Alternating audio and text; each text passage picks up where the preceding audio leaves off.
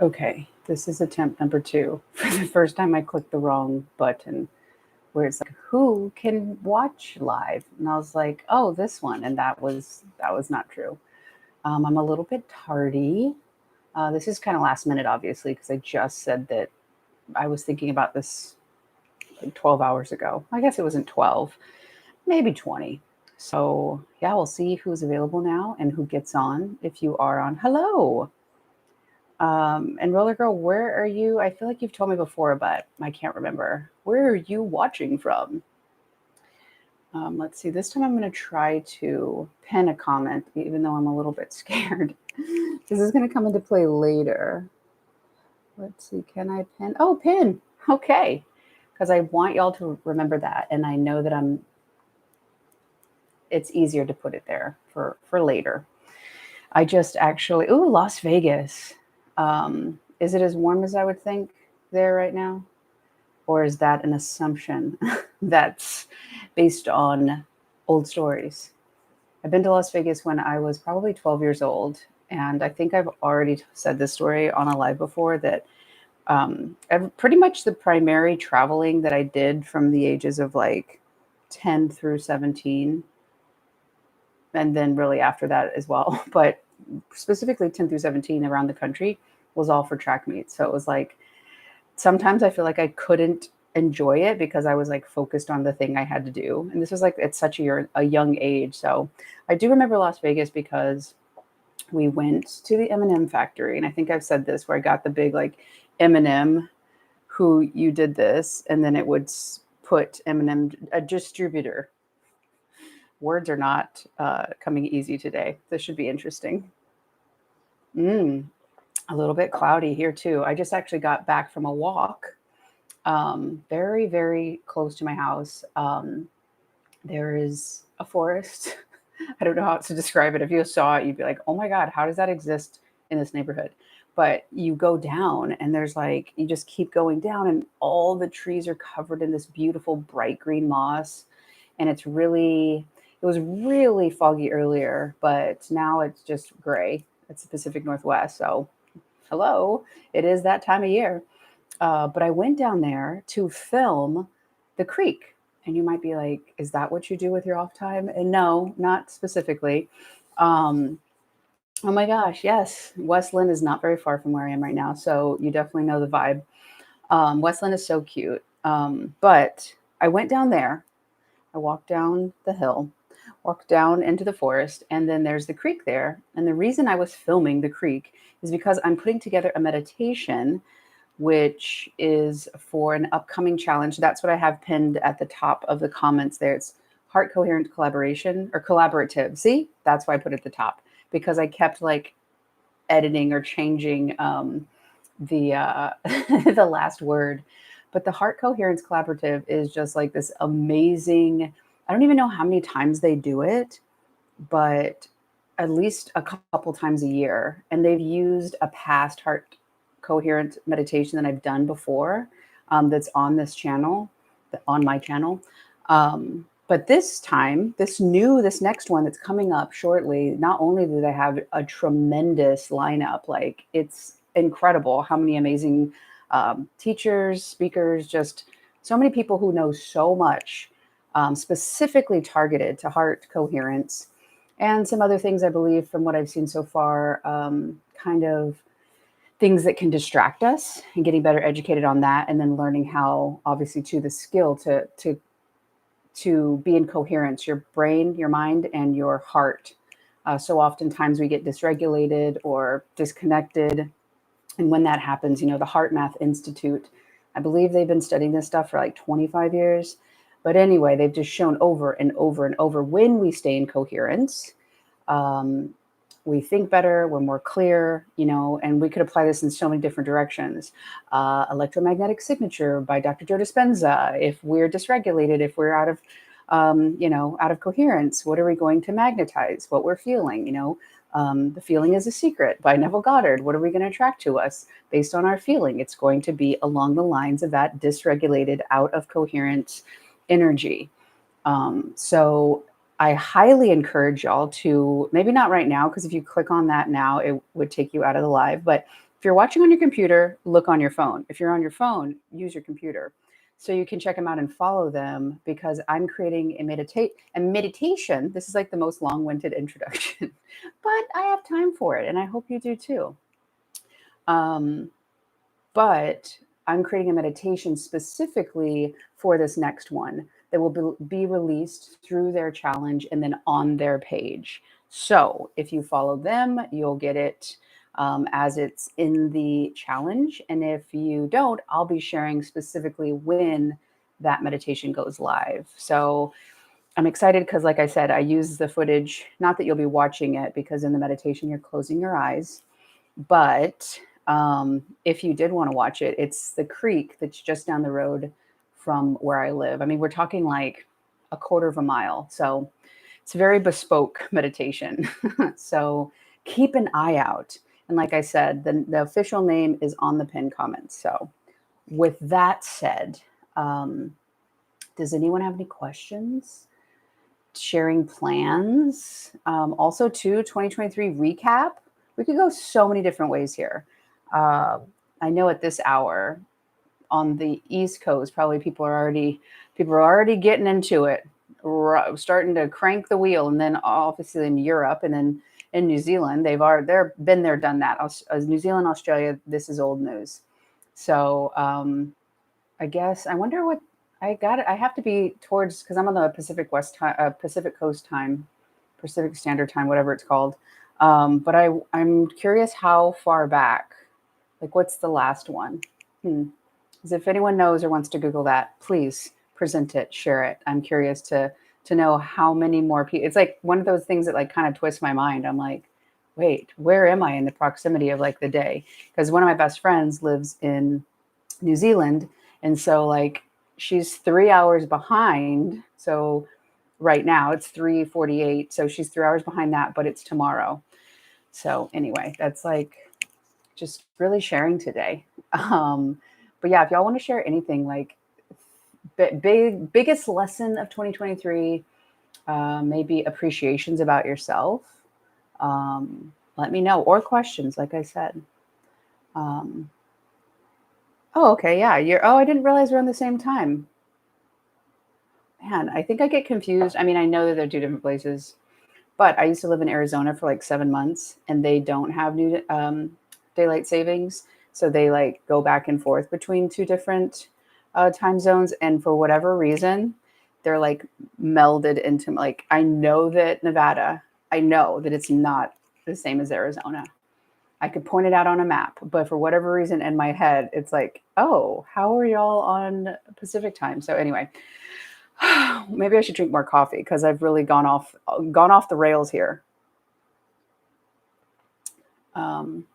But yeah, like I said, I've been completely like shocked at how many amazing speakers and segments and interviews that are on this Heart Coherence Challenge. They also have a Facebook group.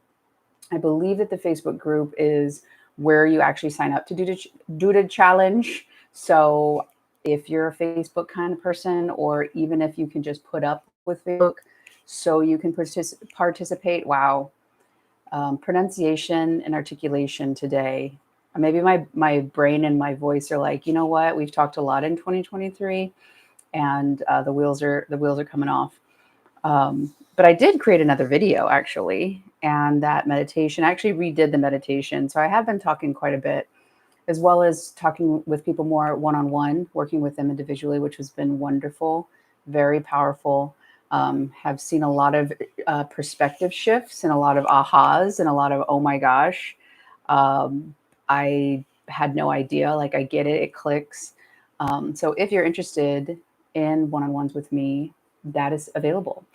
I am going to be going out of town from the 2nd to a question mark. So I'll be on the road, but I will be available for sessions. I just don't know my absolute exact schedule like I usually do when I'm home. So yeah.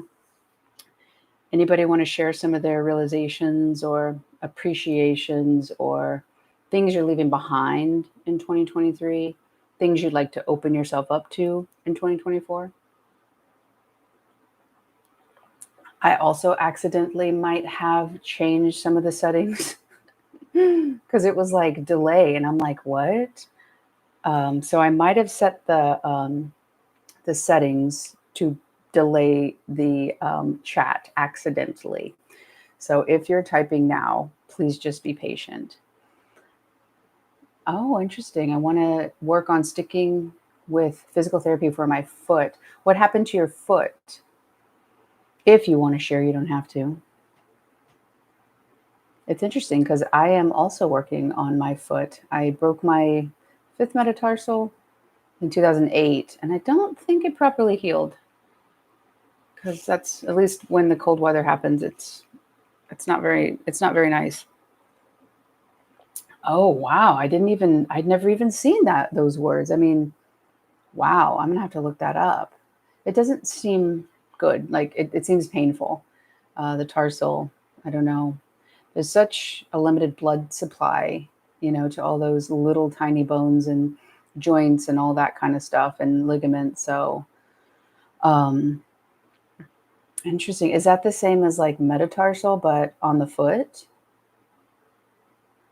Because isn't it? Carpal tunnel is the one I'm thinking of.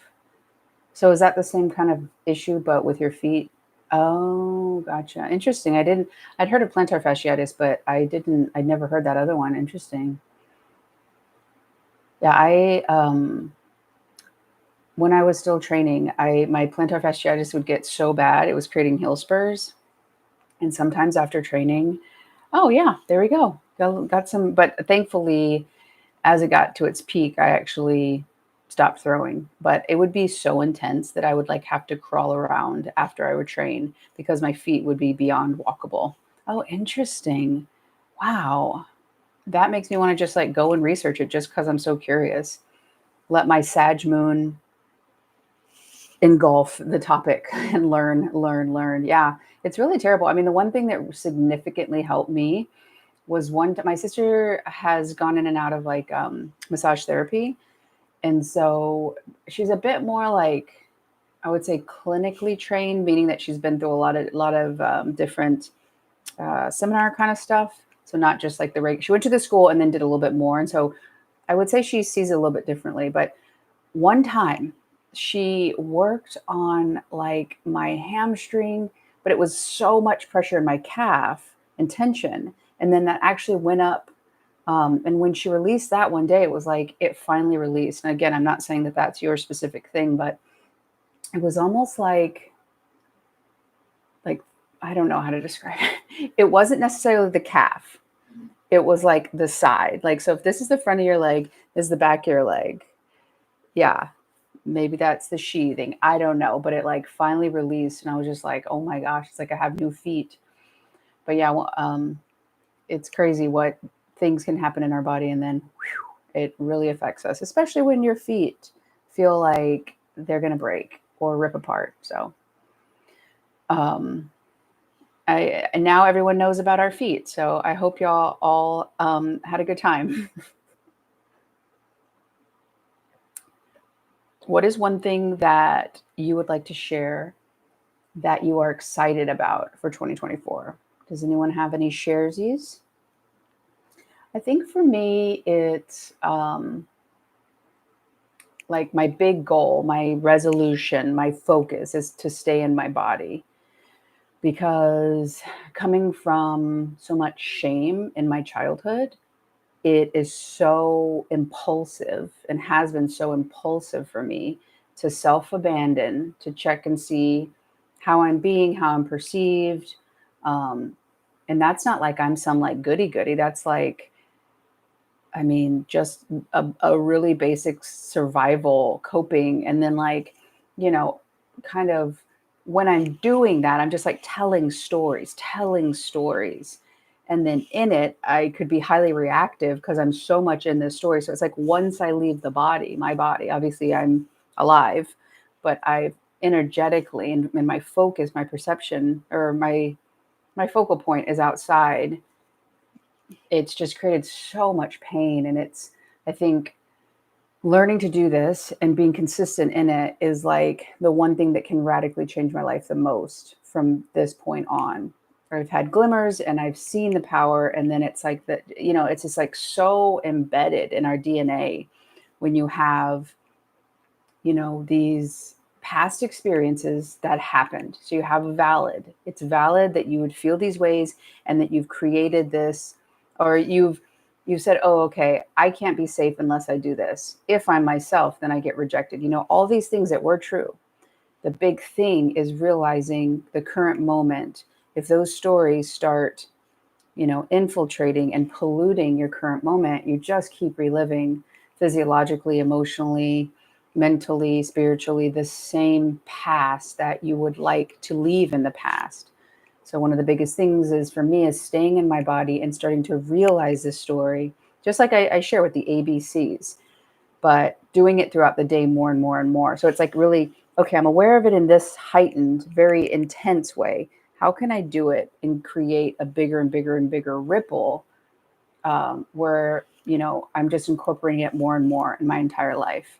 So, if you can resonate or relate to that, of leaving your body, you're like, okay, if I earn their praise, if I can prove I'm good enough and then they love me, then I'll have it all. Okay, you've left yourself so they'll love you and then you'll have love, meaning that you don't have anything without. So it's like that dependency is going to show that self-abandonment. If it's the codependent, then it's abandoning you for the sake of us, because I can't be okay unless I'm we, or us or whatever. So, okay. Feel good inspiration. Biggest lesson. See myself in one manifesting, not as the future version of myself doing it, and learning to surrender, and that everything is a work in progress. Yeah. How do you mean oh, okay, I misread it. See myself as the one manifesting. That's very so tricky, right? Because like in theory, you know that ideal version of myself is the future me who's having the things, but very easily that there's separation between you and that person, as opposed to, like you're saying, it's you, and you have those seeds within you now. Every talent that you can that you haven't tapped into yet, that you can, every great thing, everything that is in your future is inside you now as a seed of potential. And it's the thoughts, actions, and feelings which will, kind of carve the path of how that seed gets to mature. And if it gets to grow in a big space, or if it has to stay small and contained because it's in a small environment. But yeah, that's very interesting, very good. I think that that's also another, like the way what comes up in my mind is like in one of my videos I say how that I think Neville talks about like, oh, watching the movie, right? Like the difference between being it and then watching the movie on screen, kind of a thing. Okay. I'm supposed to run camera for Madonna in concert for 2 days in the spring. Want to be strong and ready for that. That gives me a goal to work towards. Goals are always wonderful. Like, I do well with, some sort of achievable thing, measurable. Doesn't always have to be, but those are fun. And then like a deadline, right? Because if not, then that deadline just keeps moving, moving, moving. And sometimes I find I wait to the last minute, but I think it's about creating a pressure. And that pressure creates tension, and that tension creates stakes, and that stakes creates more of a focus.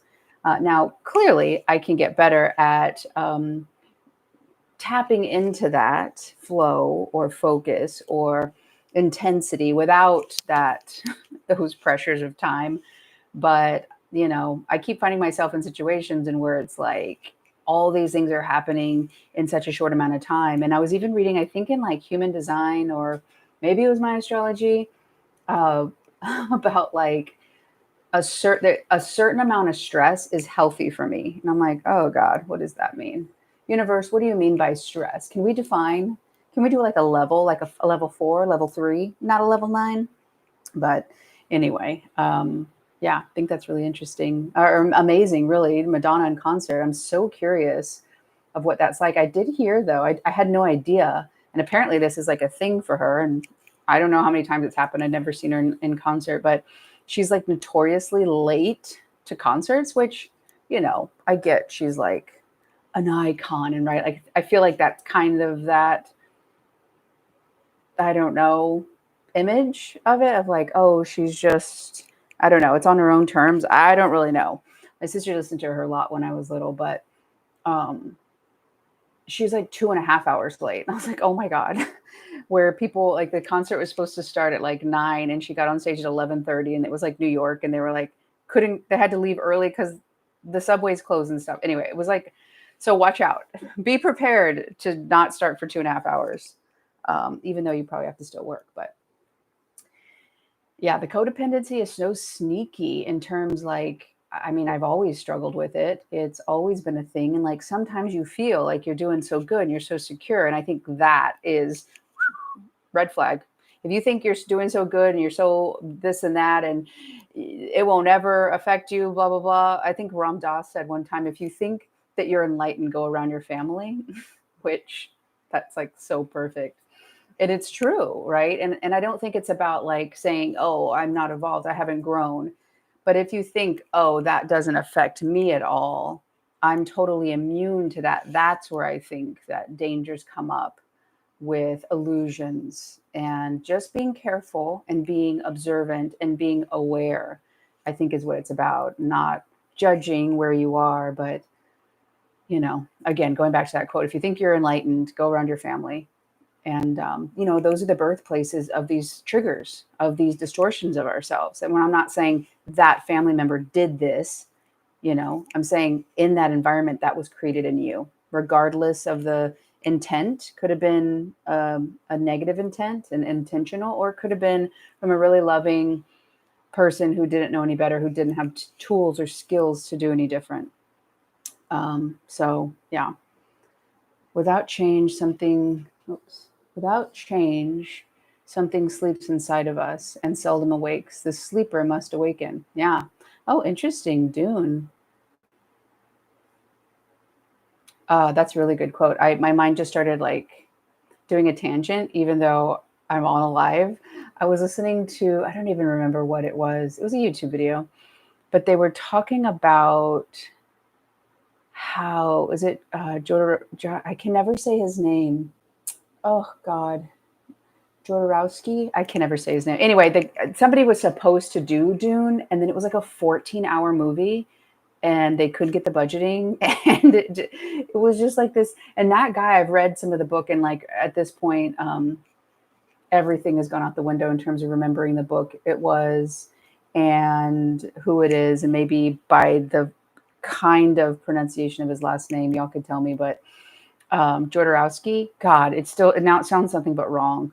But I was really surprised by that. So I'm very curious of Dune. I've never seen it, but I was more curious about the stories about the making of it as opposed to the actual movie. But gosh, I wish I could remember the name. And then the book, Carlos.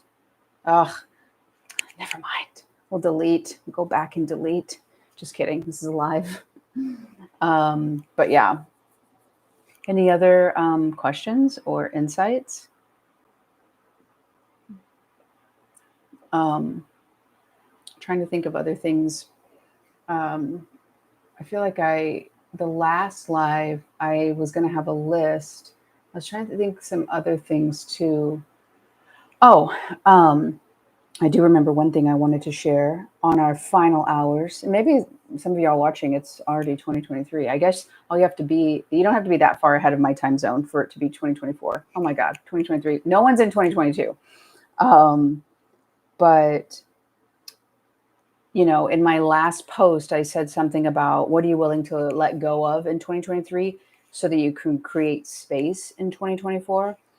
The letting go sometimes can be a mental shift, and then you can be ready. And sometimes you're going to need more.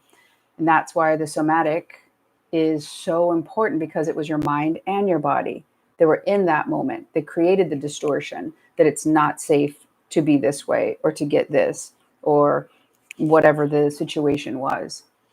So understanding how to feel safe in your body in these new experiences is beyond just a mental thing. So it's not no to the thought aspect, it's yes and this, if that makes sense. I just can't emphasize enough how important that is and how much it will help. Because if you get triggered, when you get triggered and you just try to think your way out of it, it's like trying to stop a fire with a fire. Like, it's going to create more fire.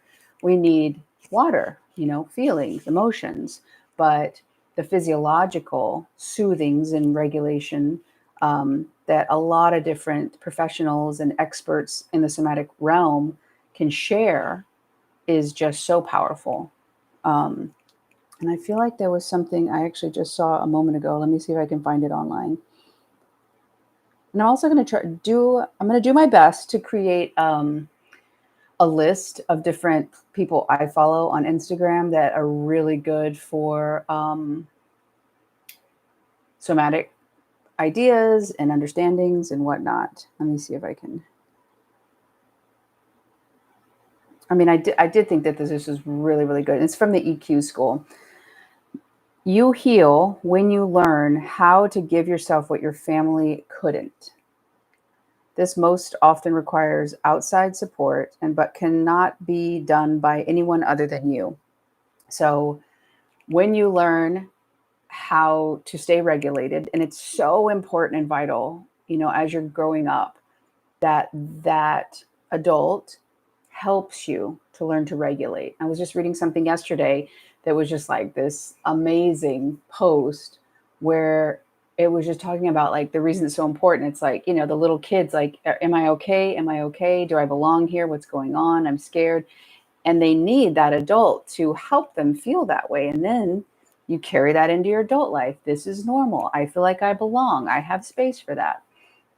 So learning to give yourself compassion, learning to give yourself emotional intimacy, and that meaning into me, you seeing yourself, having emotional availability, taking action to keep you safe, all of the different things that you needed as a kid but didn't get. And you might not know what you needed as a kid. And if you don't, or if you're still exploring that, or if it's kind of blank and blurry, there's a really good book called, let me write it down here.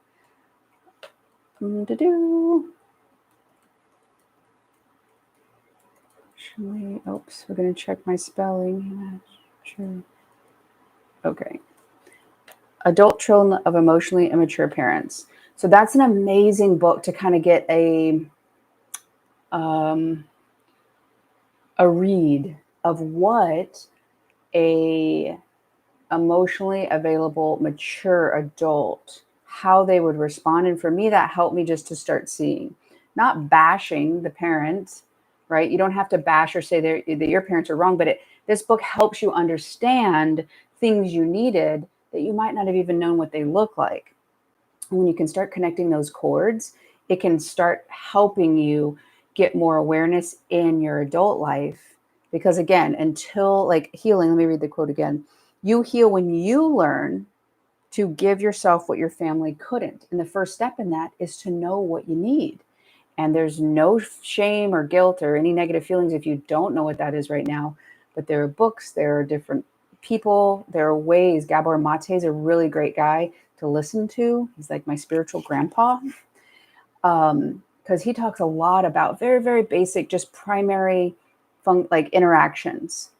And to me, it's helped me see, oh, okay, that is the guilt, or, oh, that's what's creating this. And for me, the way my mind, which is likes to know the mechanics of something, oh, okay, I can see that plus that equals that. Oh, that makes sense. So then it can help you release the idea that that was a personal thing to you and see it as more, it was a result. That happened or didn't happen, and then it created this in me. Oh, it's not because I'm unworthy that happened. Those things formed or created or gestated this idea that I'm not good enough, or whatever the case may be. So Gabor Mate is really good. That book, Adult Children of Emotionally Immature Parents, really, really good. Conquering Your Critical Inner Voices was really helpful for me as I was starting out, to start understanding that maybe this part of me, or like, oh, in my head and getting so worried or anxious about different things. Oh, don't mess up. oh, that wasn't my voice. These are echoes of people that were around us to keep us safe, maybe. And maybe that was, good intentions. I don't know what your upbringing was like, but what you got to start doing is realizing what is you, what is yours, and what is other. And that autonomy can create secure, emotionally available relationships. Because if you're not available for yourself, if you don't have space for you, you can only go as deep with others as you go with yourself. I, for so many years, was under the illusion that I didn't need to love me. I didn't need to look after me or pay attention or even treat me fine or decent. I wanted to love that person. And if I could get that person to love me, then I'd be okay. Then I'd feel worthy. But all it did was attract people who were interested in how I treated myself. Not very good. And it doesn't end very well. So, yeah. Okay. How do you learn to focus on self-improvement, on a self-improvement area outside of jumping from one thing to another? It's so funny because there's like a big heart or big, I guess, the emoji thing right over the like lower part of the chat. So I'm like, why would they put it there? Anyway, it's like hard to see some words, but how do you learn to focus on self-improvement? Okay, so the way I would describe it, again, I'm very mechanical and very like hands oriented. Like I like to build things with my hands. So I would describe it as if you're building a house. If you're doing like you have a house and you have all these sets of projects or tasks, and you have a box of tools. Well, you're not just going to grab a tool and go over to a one thing and then go back and then grab the tool, right? Your focus is too much on the toolbox. It's important to have a toolbox, but you've got to understand what the issue is. What are you working on? So what is the biggest root right now? If it's showing up in romantic relationships, you've got to start getting clear on what are the beliefs you have, getting clear on what do you need to feel safe in your body? What do you need? Who do you need to help you to help release this idea that's completely distortion of you, that's a misunderstanding of you, that's the opinion of somebody else who holds a higher regard in your psyche than you do? Because that's what happens when we're judging or we're ashamed or we're, feeling guilty. It's somebody else's standards above our own. And when you learn to say, oh, okay, that's their opinion, mine's above, and I'm aware of theirs. If I want to connect with them, I'm going to respect them, potentially, maybe not in your case. But when you have the agency over your own self-image, that's when everything changes. So how do you learn to focus on the thing? Well, you've got to learn what to focus on. Like, I'm trying to think of other things too. Let's see, how to learn to focus on self-improvement area. So one thing could be, if I jump around, I don't have to focus on what really hurts. If I look at everything, I don't have to look at anything. So can you start being honest of maybe, what am I afraid? Okay, I see myself wanting to go onto something new, something next. What could I be afraid of right now? What could I be afraid of seeing? What could I potentially be, survival strategy of look the other way, work more, work harder? Because that's essentially, it could be. And again, there's no judgment. You're doing the best you can until you know a little bit better, and then you apply that. So maybe that dispersing creates an emotional unavailability to yourself, if that makes sense. So you've got to get clear on what is the root. And you're like, well, yeah, if I could do that, I would do it already, right? But there's clues everywhere. Now, you might not have gotten to those clues because they're probably wrapped in pain. The reason you're doing this, potentially, if that's why you're doing it, it's a perfect coping mechanism to avoid looking and feeling the pain. But what you got to understand is, little you, where that thing happened and it created that pain, you didn't have the skills, you didn't even have a fully formed mind. So there's no way that you could have processed or dealt with this. So you did a great job to look the other way, right? But now it's creating a prison because you can't get out of it, right? But you can, but you got to do something new. So how do you learn to focus on self-improvement, on a self-improvement area, instead of jumping from one thing to another? Maybe you could ask yourself, what am I afraid to look at? Yeah, a form of resistance or avoidance. Yeah, because if that thing, it's like, if that one room's on fire, you're like, maybe over here, because then I don't have to look and go into that painful thing. So just breathing more. If you feel and also too, there could be a dopamine like release. They're like, oh, I'm going to go do the new shiny thing, right? But the real work is going into those painful places and transmuting the energy, not just getting in it and covering ourselves with the pain and then coming out and being like, why isn't it changed? But really starting to create, either using somebody's pre-existing system, getting some somatic therapy, getting some sort of, books are really good. That helped me a lot. But that helped me a lot so that I could know a little bit better and then make better choices of it. So I don't know if that makes sense, but let me know. TRE, I'm not familiar. Is that an acronym? Let me know. But yeah, feel good, inspiration. It totally makes sense to, do that, but potentially, because then think about it. Oh, my problem is I can't focus on anything. So now you've doubled away from, the actual cause. Because like, oh, I don't want to look at it. I'll look everywhere else. Oh, my real problem is just I can't focus. But now we've distracted ourselves. Another thing too is, I'll write this book down. This is another really fascinating book, and maybe one time I'll tell you the story about who recommended this book. It really is too long to like get the like wildness of like, I felt the universe like opened the sky and was like, place this little tiny book in my hands. It was so weird in terms of what was happening in that moment, but I got the book.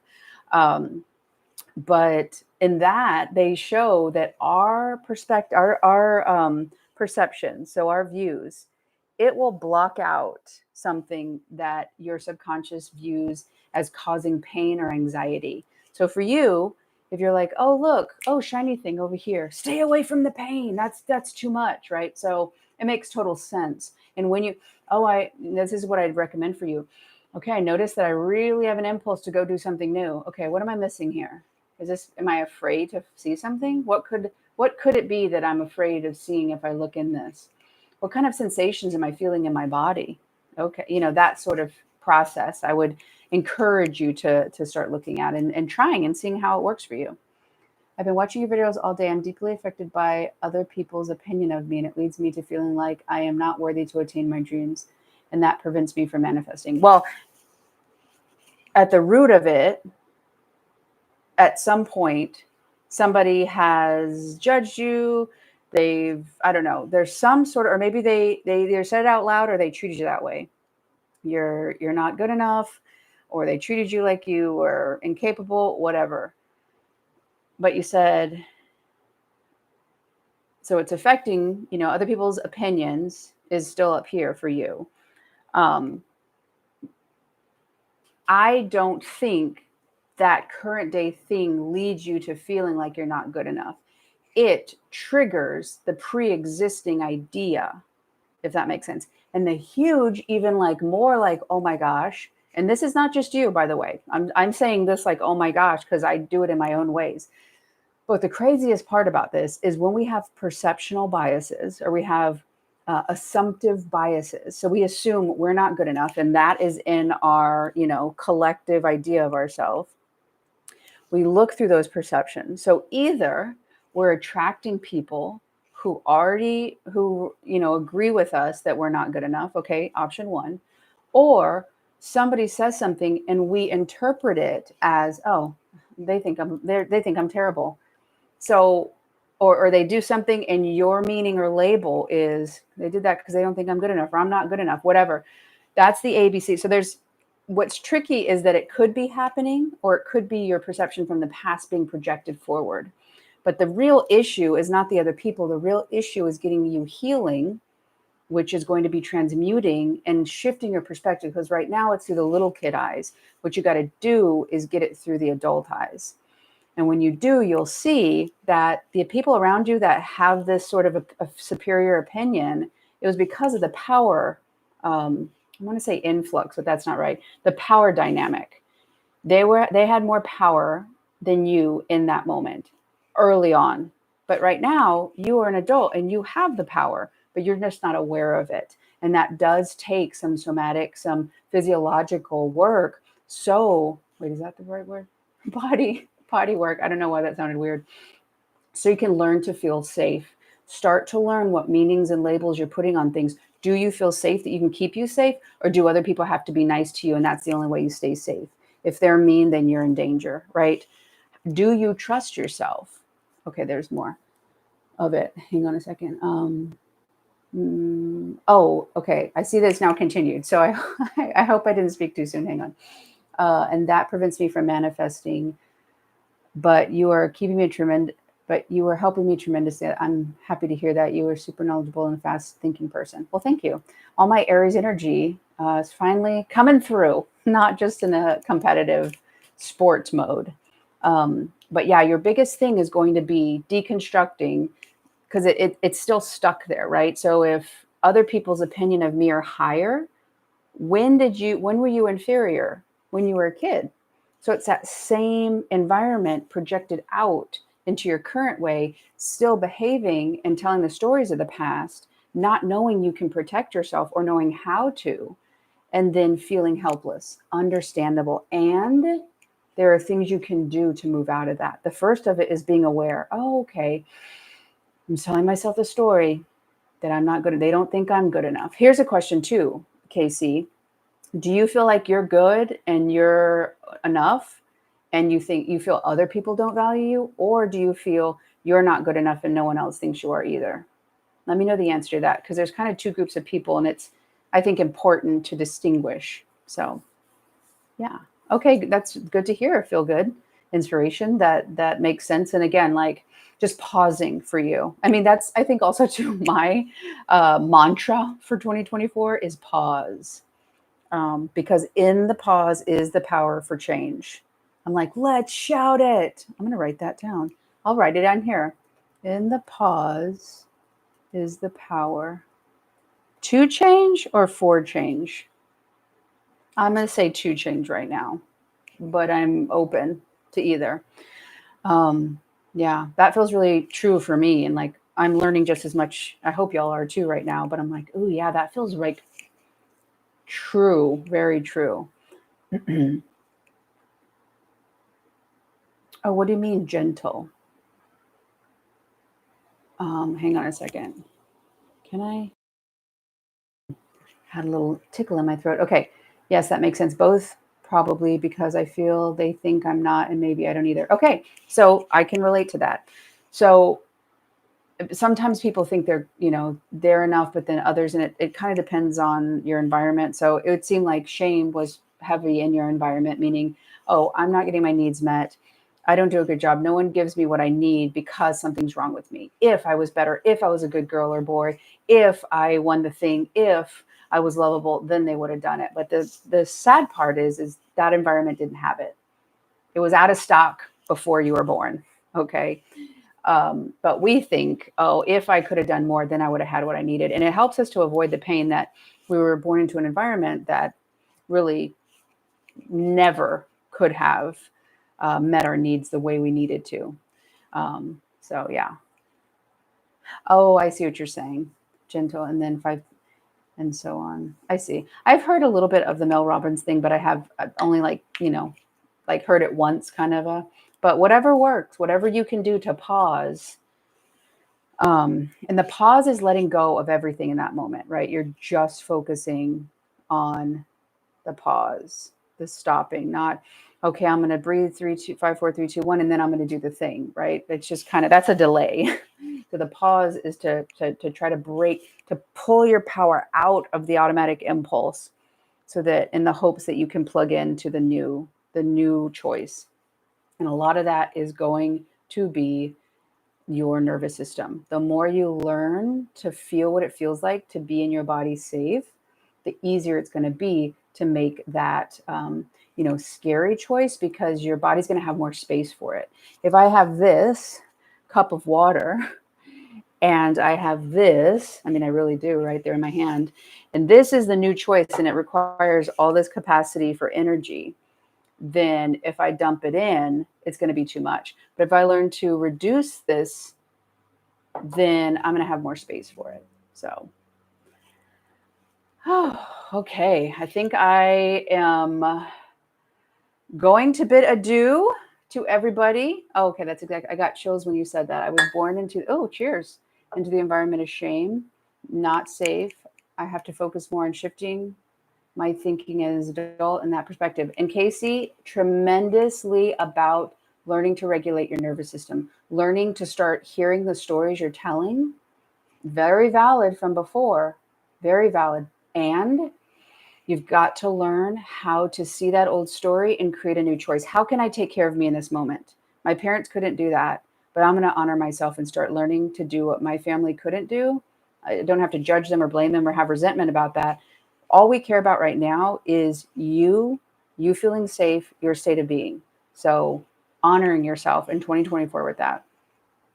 And I tend to get angry at myself when depressed. I need to be gentle. Exactly. Part of you, your body's communicating. So getting curious as opposed to demanding or damning is going to be tremendous. But yes, gentle, wonderful. You've already adjusted and adapted to what you need. Oh, okay. Well, I love y'all. Thank you very, very, very much for all of your support, your time, your energy, your love, your contribution to this channel. I feel, and to my life, I feel that, starting this channel, and then there was, on my own journey, some like spots, and then, coming in to ending this year and into 2024, I really feel more clear and excited in ways that I can help and offer support evening.